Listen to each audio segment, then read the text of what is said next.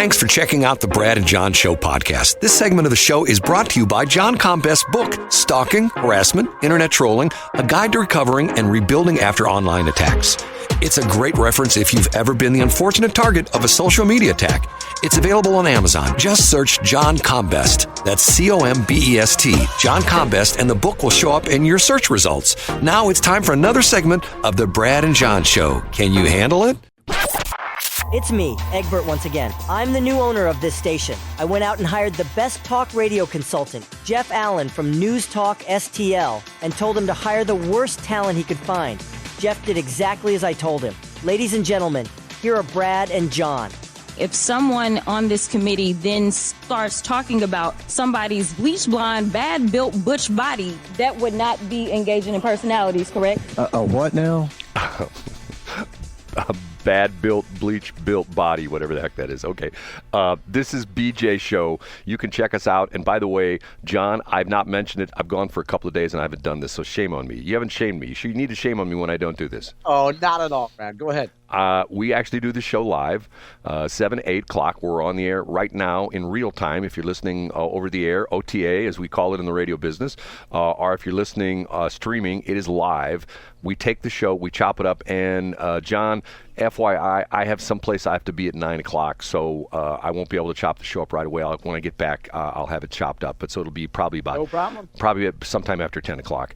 Anyway, we do the show live, and you can listen to the show live. If you don't listen to the show live, if you're listening to this live and you want to listen to the replay, two different ways. You can go to bjshow, where we have all the things on there, bjshow.co, I should say, bjshow.co, where we have the podcast, or you can go to bjshow.video, which takes you to our YouTube channel, where essentially it's the same thing as the podcast, except it's just a YouTube video, which has gotten to the point where podcasts were specifically audio only, and now it seems as though most of the big podcasts are video as well too. Wouldn't you say that? That's the current trend? Absolutely, yeah. And YouTube has become such a big search engine, Brad. Right.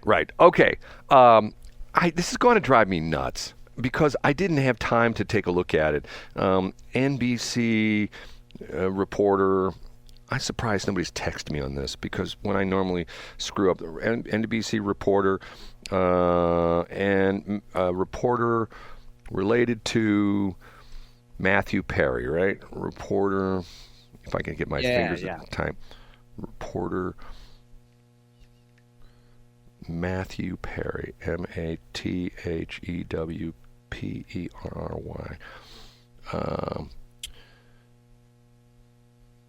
Keith Morrison. Yes. Keith Morrison, okay. Yes, Keith Morrison. This is on the official NBC News site, and it says, Keith Morrison, the veteran Dateline correspondent and stepfather of the late actor Matthew Perry, says in a new interview that the Friends star felt he was overcoming his year-long struggle with addiction before he was found unresponsive in his hot tub in late October. So Matthew Perry, his stepfather, is Keith Morrison, who looks every bit of his age. Keith Morrison is, I think that, yeah. Here is a perfect example, and I will agree with women 100%. You don't see, for the most part, aging women on TV news.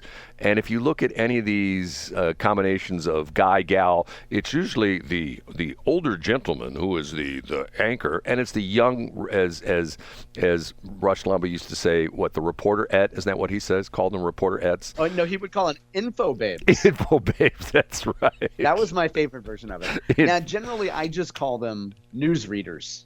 Well, because they're not real reporters. They just come on and they read stuff. You know what? That's the sad part of news nowadays is it comes down to, and maybe it's the same thing with politics. It comes down to how well do you read a teleprompter. Matter of fact, did you see this the other day? And I'm not making fun. Maybe to a certain extent I am, but Kamala was giving a speech somewhere, and the teleprompter went down, and she kept repeating the same line until the teleprompter came back up. Did you see this? I didn't see that. No, I didn't see that. She got to a point in the script where she was talking about it's only 32 days to the election, and the teleprompter went down. And she goes, "That's right, 32 days," and she says it like 10 times, and people go like, "Okay."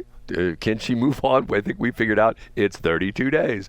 And now the reason it came up behind that was the teleprompter glitched or went offline or something like that, and she was waiting for them to get it back online.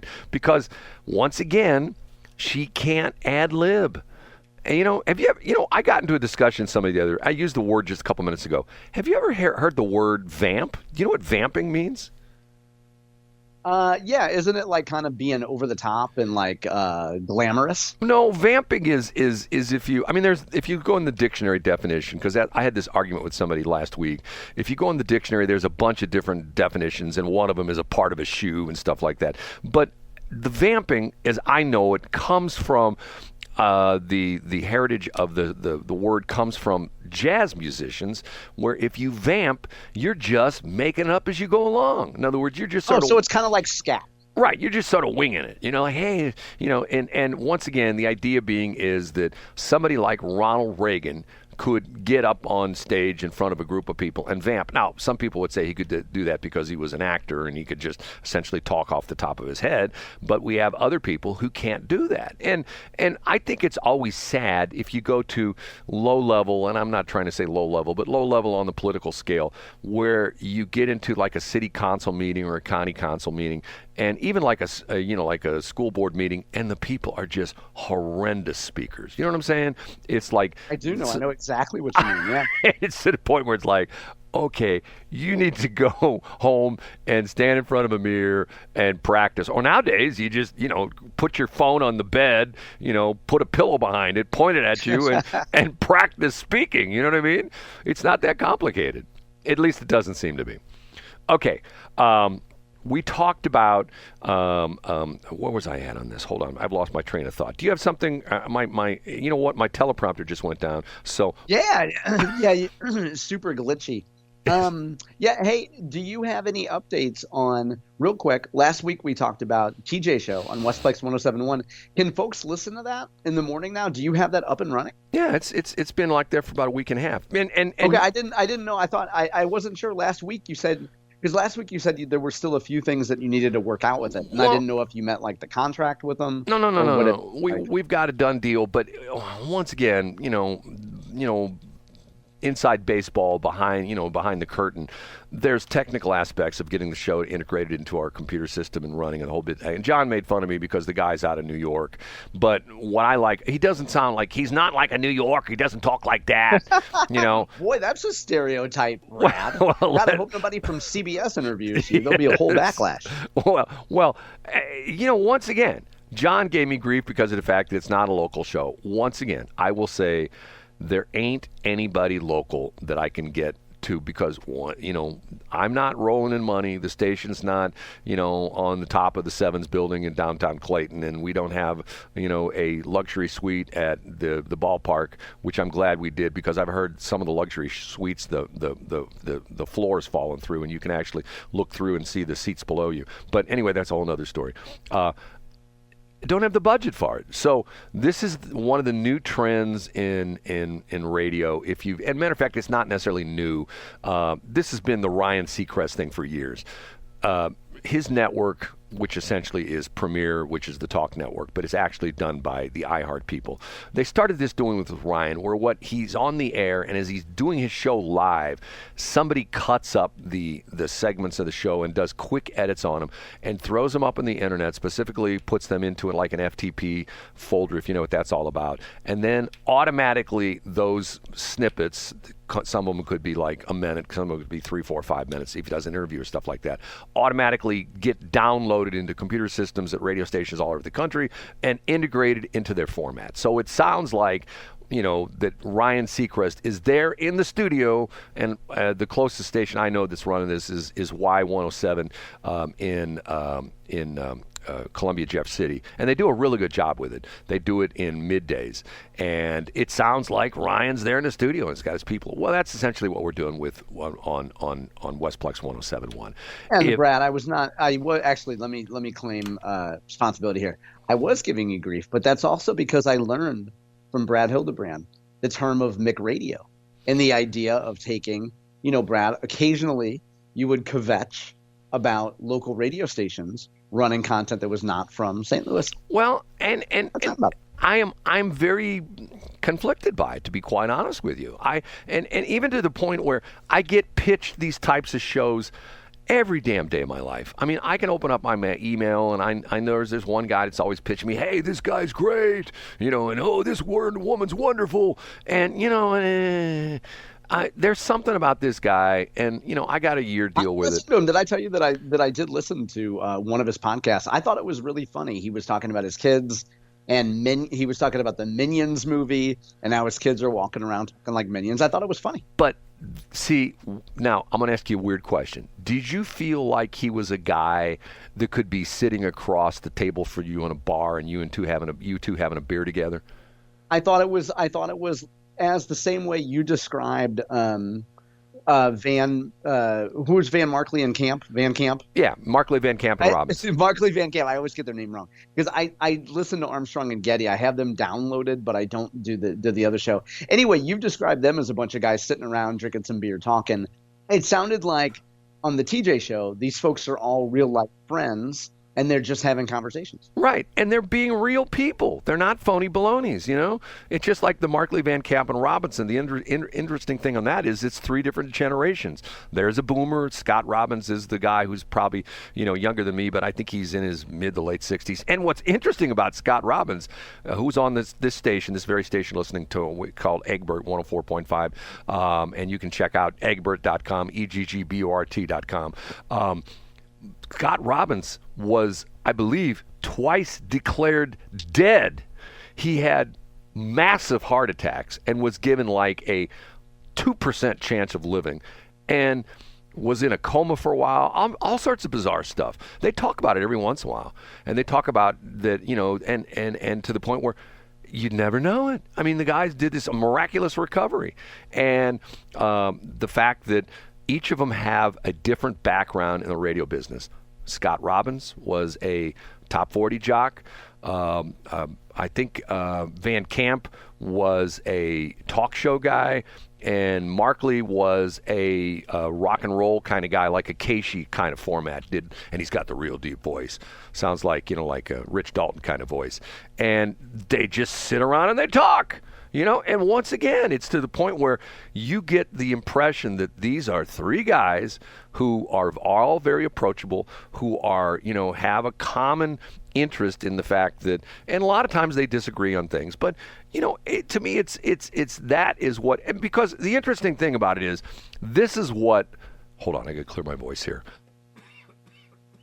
Ultimately, this is what makes a good podcast, because let's be honest, podcasts are literally talk radio. That's all podcasts are. They are. You're right. It's talk radio. And once again, the thing, I said that too many times once again, the thing on that is the people that I look back on, like, for example, if you go back and look at some of the great talk show hosts, they weren't spouting their opinions, they were moderating. They were essentially asking questions, that type of a thing. And they weren't necessarily, trying to force something down your throat. But shows change. I mean, like, for example, if you go back and listen to some of the very early Rush Limbaugh shows, he was really funny. He was more of a comedian than anything. And then he sort of morphed. He did caller abortions. Right. He made fun of folks in Yorba Linda, California. And I'm going to mention J.C. Corcoran here right now, and J.C. Corcoran's probably going to show up at my front door and punch me in the face. But J.C. Corcoran was at his best when he didn't get into his entertainment reporter BS. Hey, I interviewed David Letterman the other day. They flew me out to Los Angeles, and I interviewed Jennifer Aniston. Boy, she was nasty to me. JC was at his best when he was yucking it up with John Hewlett and Joe Mama Mason, and they were doing crazy pranks and stuff like that. But then he gets into his reporter mode, like, I've rubbed shoulders with I was on the set of blah, blah, blah, blah, blah. And you know what? I say, who effing cares? That's me. Who cares? That's when people put themselves at the center of the show, when the center of the show should be the audience. As Brad Hildebrand taught me, don't let your head get bigger than the room. No, don't let your show get too big for the room. Okay. Well, I knew that was some interpolation of because it. The good thing is, when you talk about production costs, Brad, there is no place that Westplex 107.1 could get, I don't know, content an hour a day from two guys who do a show from 7 to 8 a.m., I think you know somebody who produces a show from 7 to 8 a.m.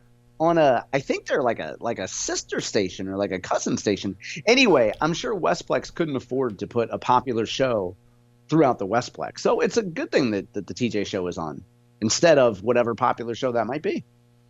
John is... Instead, you can drive to the transmitter and sit underneath it and maybe hear us. If you hear that noise in the background, that's John with his abrasive wheel, and he keeps putting his axe on there to sharpen it a little bit. So that is what that sound is in the background. But the sound is coming from St. Louis and not New York, so Brad will ignore it. Okay. John, say goodbye. Bye, Brad. See you tomorrow. Thanks for checking out the Brad and John Show podcast. This segment of the show is brought to you by John Combest's book, Stalking, Harassment, Internet Trolling, A Guide to Recovering and Rebuilding After Online Attacks. It's a great reference if you've ever been the unfortunate target of a social media attack. It's available on Amazon. Just search John Combest. That's Combest, John Combest, and the book will show up in your search results. Now it's time for another segment of the Brad and John Show. Can you handle it?